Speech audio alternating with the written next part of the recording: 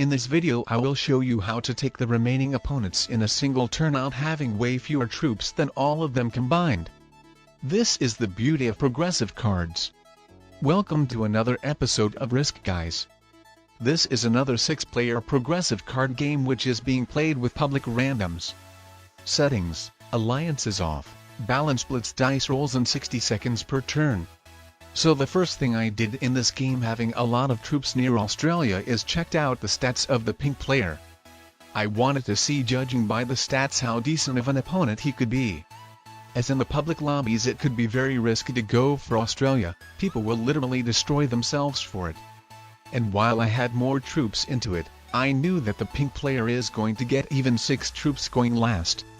But by looking to his stats I could see that he has a lot of experience, meaning it would be very strange to see him playing like a noob player. Well, considering it's a public lobby I wouldn't be surprised of anything, but yeah, as you can see I decided to risk it and put my troops into Australia, so now we're actually going to see how that works out for me. Well, what can I see not only from the stats but the gameplay as well, is that the orange player is a total novice. He wasted all of his troops capturing Africa just to end up not having enough troops to defend it, so obviously he got invaded and all of his efforts have gone in vain. He put into disadvantage not only himself, but the players he crushed troops of as well. And that's awesome, the pink player has just moved out all of his troops from Australia, letting me capture it. So let's actually thank him for that.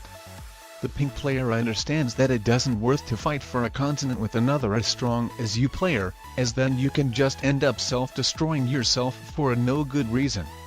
And all in all, there can be the third player who has a larger army near who could just take the continent from whichever person who ended up capturing it, crushing his opponent.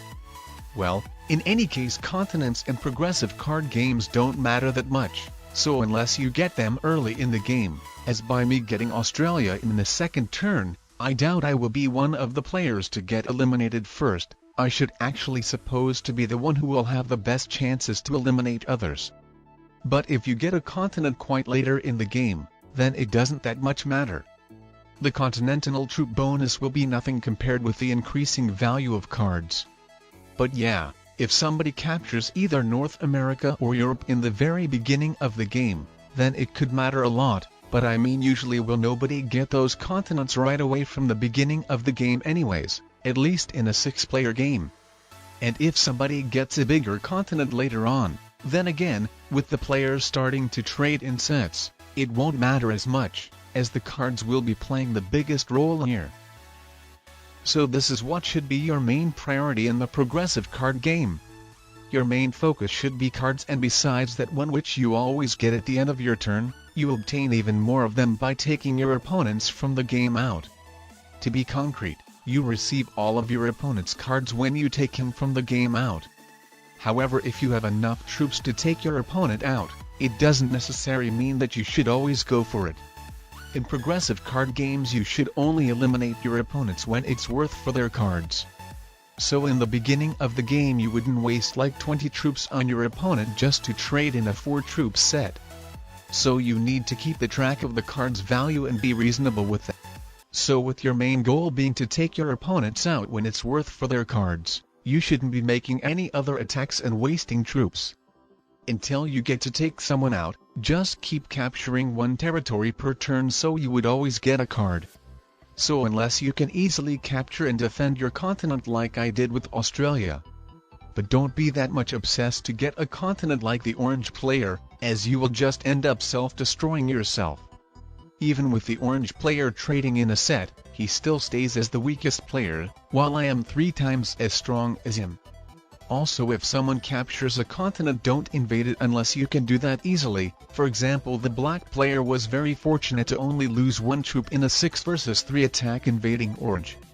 But if you do still invade, and you can see that your opponent could recapture it by either still having some troops near or by trading in a set, then don't leave your troops into that invaded player's continent, especially when you see that your opponent is very desperate to have it at any cost, as such players don't understand how to properly play with progressive cards, so in the result they will just end up highly weakening both of you, and this is something you don't want. You want to waste as fewer troops as possible so you would have a lot of them to take someone out when it will be worth for their cards. And also at the same time you don't want to end up being as a weak target for someone else to take you out as well. If your opponents see that you ended up weak, then they will be looking forward to eliminate you as soon as they see it will be worth for your cards. And finally, to not end up being as an easy target, you should also be looking to be spread out around the whole map well, so it would be quite harder for someone to take you out. It could be good to have your troops in a few different places of the map. So as you can see, I put my troops not only in Australia, but also I have a smaller army in North America. But by saying to be spread out well enough, I don't mean that you should be spreading out like the blue computer player in Europe and Asia. If you have a lot of smaller armies distributed around the same place, then you should just combine them all into one big army. By having a lot of small armies in the same place, you might struggle to take someone out, and also for your opponents it will be easier to crush smaller armies as well, while with you having one big army, for you it will be so much easier to move and take your opponents out as well, especially if they put their troops into a bunch small armies like the blue computer player. Anyways, with the orange player being the weakest and only having the troops in Africa, I see that a lot of players looking forward to take him out. The black player moved his army close, the red player moved his army close, and then finally with the pink player being very tempted he just traded in a set at 4 cards to make sure to not give away the orange player to someone else. Well, fortunately the orange player only had 2 cards.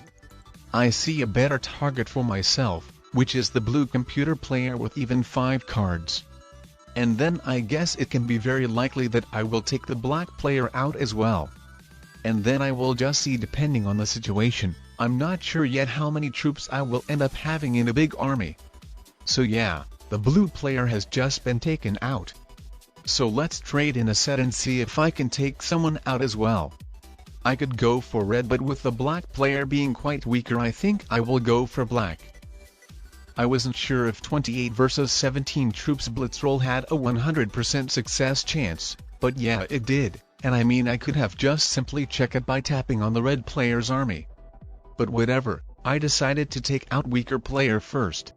Anyways, I see it was a mistake for me to leave that 6 troops army in Kamchatka for the 2 troops army of pink, and use the North American troops for the rest of black territories.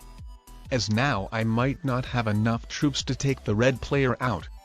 But phew, thank God with the good blitz rolls I made it. And now after trading in a set twice, I can completely take out the pink player out as well. So that's a GG.